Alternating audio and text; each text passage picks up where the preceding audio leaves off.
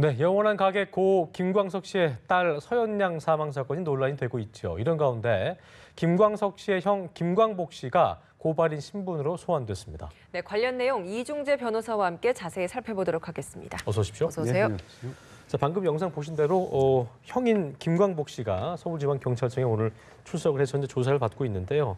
일단 고발 내용이 보니까 김광석의 부인 서예순 씨가 딸 서연양을 숨지게 만들었고 숨진 사실을 숨기고 저작권 소송 종료시켰다는 게 이제 어떤 그 검찰 고발장의 내용인데 쟁점되는 부분을 모르시는 분들이 많아서 또 좀 일목요연하게 설명해 주시죠. 지금 그런 것 같습니다. 지금 말씀하셨듯이 유기치사 혐의하고 사기 혐의로 고발을 한 것 같아요. 네. 그러니까 유기치사는 뭐냐면 법률상으로 내가 도와줘야 될 의무가 있는 사람. 그러니까 이제 어머니 입장에서는 장애가 있는 딸이죠. 예. 딸을 적정한 치료를 받지 못하게 하고 그대로 방치해서 죽음에 이르게 했다면은 그거는 형법상 유기치사가 될 수가 있습니다. 예. 그래서 지금 이 부분에서도 지금 딸 서연양이 갑자기 물을 달라고 하더니 그냥 쓰러져서 병원으로 이송했는데 숨졌다. 지금 이런 얘기거든요. 예. 그런데 그 정도면은 평소에 무슨 치료를 좀 해줬어야 될 것 같은데 예. 그런 걸 제대로 못해서 결국은 사망한 거 아니냐 이런 부분에 의혹이 있다. 그래서 유기치사가 아니냐 이렇게 고발을 한 것 같고요. 예. 그다음에 두 번째로는 이제 사기 부분인데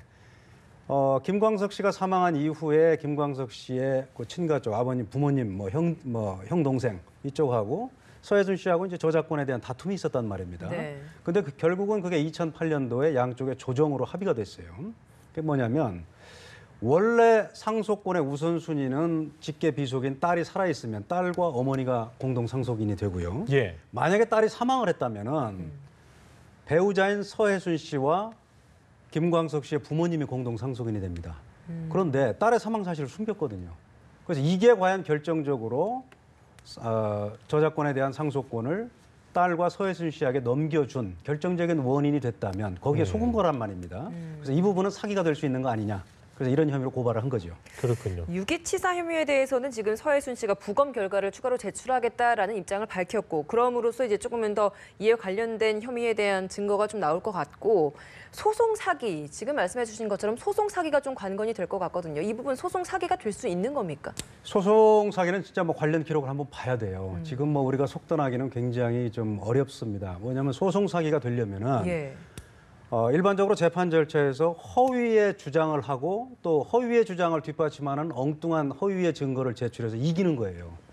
그래서 판결에서 승소해서 자기가 이득을 취하는 게 소송 사기인데 지금 이 경우는 일반적인 재판은 아니란 말입니다. 대법원까지 갔습니다만은 대법원에서 파기환송해서 고등법원으로 갈 시점에 양쪽 당사자들이 합의를 했어요. 그런데 합의를 한 이유가 지금 그 김광석 씨의 친가 쪽에서는 우리 조카가 살아있는 걸로 알고 그렇게 해서 우리가 대폭 양보를 한 거다 이렇게 주장을 하는 거고 서혜순 씨 입장에서는 아니 그게 무슨 소리냐 딸과 내가 어차피 공동 상속자고 딸이 사망을 했더라도 어차피 그건 나한테 돌아온다 지금 이런 입장이거든요.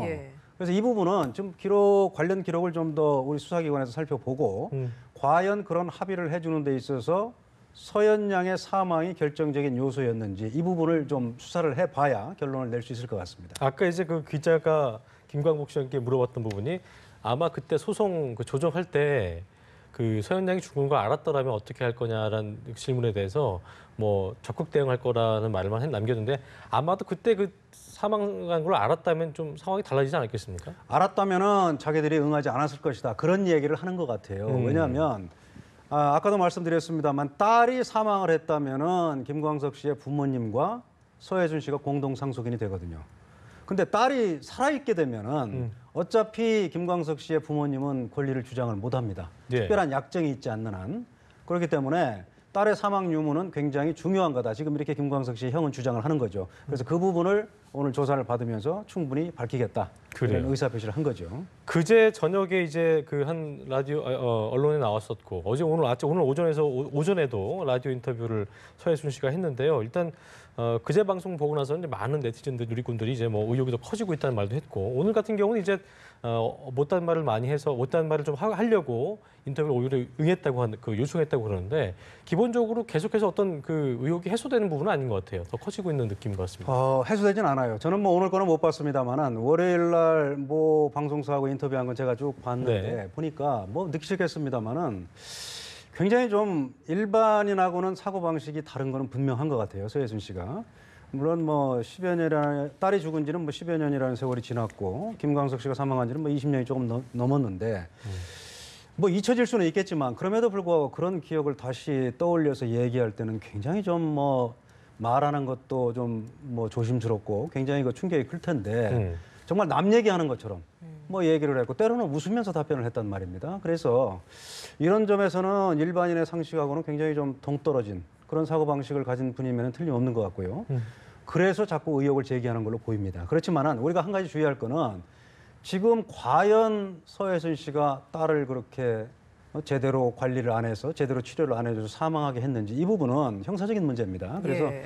형사범죄에 있어서는 유죄 판결을 받기 위해서는 합리적인 의심의 여지가 없을 정도의 증명, 굉장히 높은 증명을 요구해요. 그래서 일반인의 행동 방식이나 사고 방식과 조금이 됐든 아니면 상당히 많은 부분이 떨어져 있다 하더라도 그것만으로 우리가 유죄라고 지금 단정할 수가 없거든요. 그래서 이 부분은 지금 뭐 제가 기자가 쓴 기사를 한번 봤습니다만은 저는 그분 얘기에 동감을 해요. 뭐냐면 지금 이미 서예순 씨는 뭐 여론재판 비슷하게 해서 화형대에 올려져 있다. 그런데 지금 이 순간 우리가 해야 될 일은 죄가 밝혀지기 전까지는 화형대에 불까지 붙여서는 안 된다. 저는 뭐 그 말에 전적으로 공감을 합니다. 그래서 이상한 거는 분명하지만은 예. 지금 수사 결과를 차분히 지켜볼 필요가 있다. 이렇게 생각을 합니다. 그래요.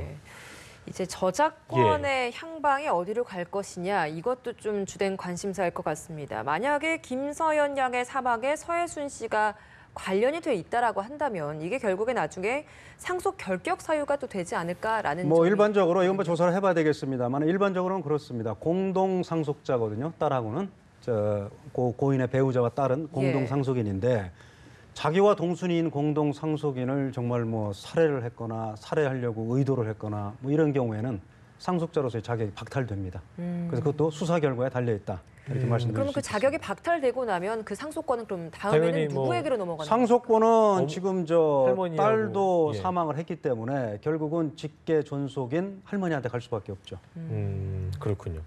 그리고 또 궁금한 것이 하나 있는데 오늘 보니까 인터뷰에서 서예순 씨가 부검 소견서 당시에 그 김광석 씨의 그거를 약간 공개하겠다라고 얘기를 했는데 이게 뭐 어떤 의미를 갖는 건지 좀 설명을 해주시면 좋을 것 같은데요. 김광석 씨를 말씀하시는가요? 아니면 딸? 그러니까 부검 소견서를 한다고 네. 했는데 아마 또 그러니까 당시에 그 자살이나 타살 여부 때문에 그렇습니다. 그 이 사건을 두 얘기한 것 가지인데요. 같은데, 예. 김광석 씨 사망은 이미 공소시효가 지났기 때문에 그건 뭐 다시 수사할 수 없는 거고요. 그다음에 이제 서연 양의 경우인데 그때도 부검을 한 걸로 지금 알려져 있어요. 그런데 저는 부검 소견서만 봐서는 특별히 나올 게 없다고 봅니다. 없다. 왜냐하면 부검이라는 거는 뭔가 자연사가 아닌 의심이 좀 있을 경우에 예.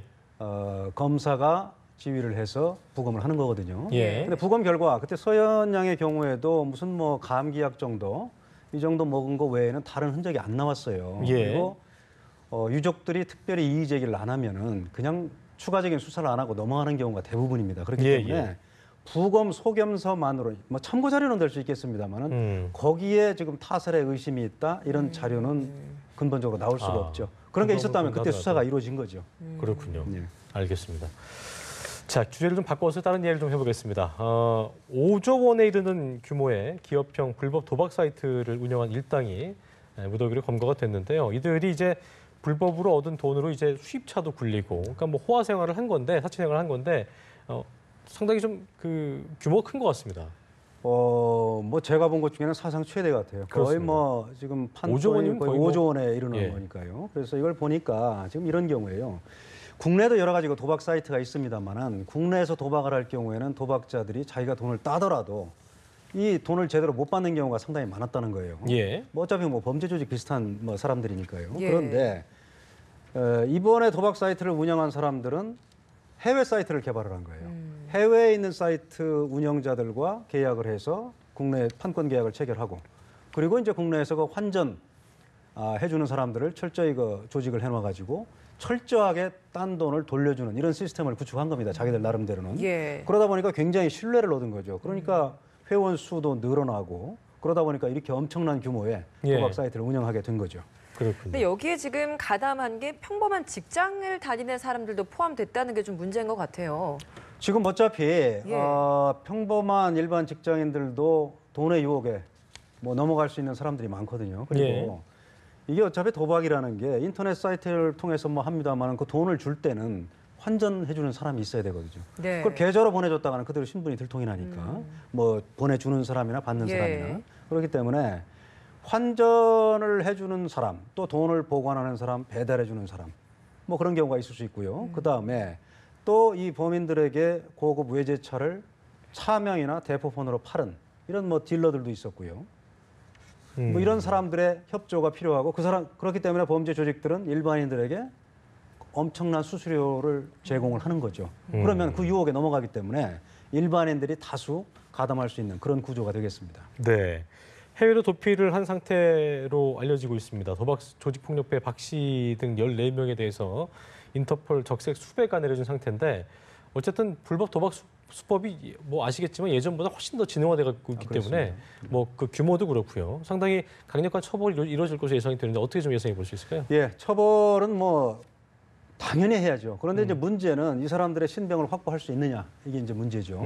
뭐 아무리 뭐 중대한 범죄를 저질러도 잡지를 못하면 처벌을 못하니까요. 예. 그래서 이거는 어차피 그 해외에 여러 나라에 관련된 사람들이 있기 때문에 예. 다른 나라의 수사기관과 공조를 할 수밖에 없습니다. 그래서 경찰에서도 인터폴에 적색 수배를 한 거죠. 근데 적색 수배라는 게 나라에 따라 달라요. 그러니까 어떤 나라는 그 사람을 자기 나라에서 발견하면은 범인을 잡아서 우리나라에 친절하게 알려주는 뭐 그런 사람들이 신병을 확보해서 그렇게 알려줘서 인계해 가라, 인수해 가라 이렇게 해주는 나라가 있는가 하면 그냥 이 사람 뭐 소재지만 파악해서 알려주는 경우가 있어요. 그렇기 때문에 예. 이런 부분은 우리 수사기관이 외국 수사기관과 보다 긴밀한 협조를 통해서 법률상의 규정 이상으로 좀 서로 뭐 친분관계를 유지할 수 있거든요. 그래서 하여튼 신병 확보에 만전을 기해야 확실하게 처벌할 수 있다 이렇게 그래요. 말씀드리겠습니다. 이 불법 도박만큼이나 지금 좀 규모가 많이 커지고 있는 범죄가 예. 바로 몰래카메라 범죄 아니겠습니까? 이 부분에 대해서도 정부가 좀 엄중하게 대처를 하겠다라고 칼을 빼들었는데 좀 어떤 대책들이 좀 나오고 있습니까? 예, 지난 8일 그 문재인 대통령께서 이 몰카 문제에 대해서 지적을 하셨죠. 그렇습니다. 좀 대책을 마련해라. 그래서 이제 어제 그동안 뭐 당정 협의를 거쳐서 관계부처에서 이제 국무회의에서 보고를 했죠. 그래서 이제 이런 변형된 카메라를 외국에서 수입하는 것부터 나중에 이제 범죄 예방까지 모든 단계를 6단계로 구분을 하고 단계별로 정부에서 중점적으로 추진해야 할 사항 한 22가지를 선정을 했다고 그래요. 그래서 이제 그 종합 대책을 어제 이제 국무회의에 보고를 한 거죠. 그래서 이제 이 내용을 보면은 이 변형된 카메라가 되게 외국에서 수입하는 경우가 많다고 그래요. 예. 그래서 이제 수입할 때부터 이 수입업자는 등록을 하게 하는 겁니다. 지금은 뭐 등록제가 아니에요. 그래서 등록을 하게 하고. 아, 지금은 등록하지 않는군요. 그렇습니다. 예. 그래서 등록을 하게 하고 또 이런 수입업자한테 카메라를 사가는 사람들도 개인정보를 수집해서 누가 사갔는지 알 수 있게 해놓고 뭐 그다음에 이제 이런 변형된 카메라를 이용해서 특히 요새 리벤지 포르노라고 왜 한때 연인 사이였다가 헤어진 다음에 그렇죠. 복수 뭐 형태. 불법 그런 성관계 영상을 배포하는 행위 이런 부분에 대해서는 지금 뭐 징역형과 벌금형을 뭐 선택할 수 있도록 되어 있습니다만은 특별히 입법을 통해서 앞으로는 징역형에 처하겠다 이런 대책. 또는 이제 코레일에서도 한 뭐 105명 정도를 투입해서 일주일에 한 번, 최소한 일주일에 한 번은 수도권 전 지역에 여자 화장실 부를 체크를 하겠다. 그래서 불법 카메라 설치 여부를 적발을 하겠다. 뭐 이런 종합적인 대책을 내놓았습니다. 몰래카메라를 수입을 하고 구입을 하고 유통을 시키는 그 거래 과정 자체가 음지에 많이 숨어 있기 때문에 이게 뭐 그렇죠. 유통 과정을 뭐 기록을 남기고 이런 것들을 하고 싶지 않으면 또 피할 수가 있는 불법적인 방법으로 하다 보면 그렇게 될 수 있잖아요. 그런 것들도 다 적발해낼 수 그렇습니다. 있겠습니다. 그래서 방금 말씀드린 대로 예. 지금까지는 그냥 뭐 수입업자가 수입 신고만 해서 뭐 판매를 하면 도대체 뭐 누가 수입을 해서 판매를 하는지 그거 뭐 일일이 관세청 기록을 보지 않으면 그 많은 거를 보지 않으면 알 수가 없거든요. 네. 그렇기 때문에 말씀드린 대로 등록제를 하겠다는 거죠. 이런 근데 이제 변형 카메라를 밀반입되는 수입하는 부분은 어떻게 체크할 수 없겠네요. 밀반입하는 건 당연히 그건 처벌해야 되고요. 예. 그건 따로 밀수로 적발을 해야 되니까.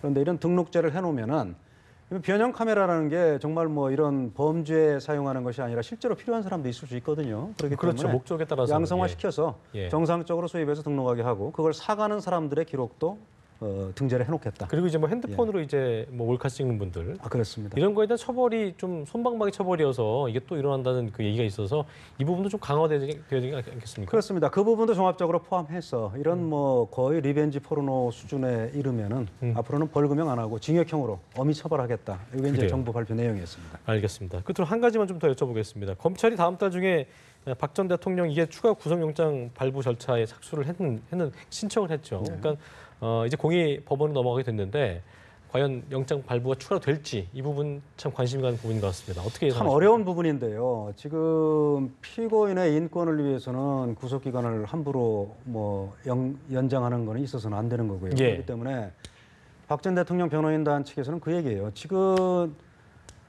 박 전 대통령이 18개 혐의로 구속이 돼서 기소가 됐는데 처음에 구속할 때 구속영장에 기재된 범죄 중에 빠진 범죄가 있습니다. 그게 이제 SK에 89억 원을 요구했다가 결국 거절당한 부분, 그리고 롯데에서 70억 원을 추가로 받은 부분인데 이 부분은 원래 구속영장에 빠져 있었어요. 그래서 검찰에서는 그 빠진 부분에 대해서 법원에서 새로 또 조사할 수 구속영장을 발부해라. 그러면 6개월이 연장이 됩니다. 최대. 이런 얘기고 지금 박 전 대통령 변호인 측에서는 SK와 롯데 부분은 이미 충분히 법정에서 심리를 했다. 그런데 그것만을 이유로 해서 이렇게 구속영장을 발부하는 건 인권 침해다 이런 예. 취지로 주장을 하고 있는 건데 지금 명확한 규정은 없어요 사실. 그래서 이게 법원에서 결국은 피고인의 인권 측면, 그 다음에 이제 과연 추가 심리의 필요성이 있는지 여부 이걸 검토해서 이제 판단을 할 건데 이 부분은 제 생각으로는 기본적으로 입법으로 해결해야 될 문제예요. 이거를 지금 외국에서는 재판 끝나기 전까지 몇 년씩 구속돼 있는 경우도 꽤 많습니다. 그런데 그렇습니까? 예. 우리는 그걸 일률적으로 6개월이라는 시한 제한을 뒀거든요. 그러면 지금 이 사건처럼 이렇게 복잡한 사건을 6개월 내에 판결 선고, 1심 판결 선고를 내라는 건 무리거든요. 그러니까 사안에 따라서는 좀 더 그렇습니다. 연장될 수 그래서 있게. 이건 입법적으로 좀 해결할 문제라고 봅니다. 알겠습니다. 자, 지금까지 이중재 변호사와 함께 자세한 이야기 나눠봤습니다. 오늘 말씀 고맙습니다. 네, 감사합니다.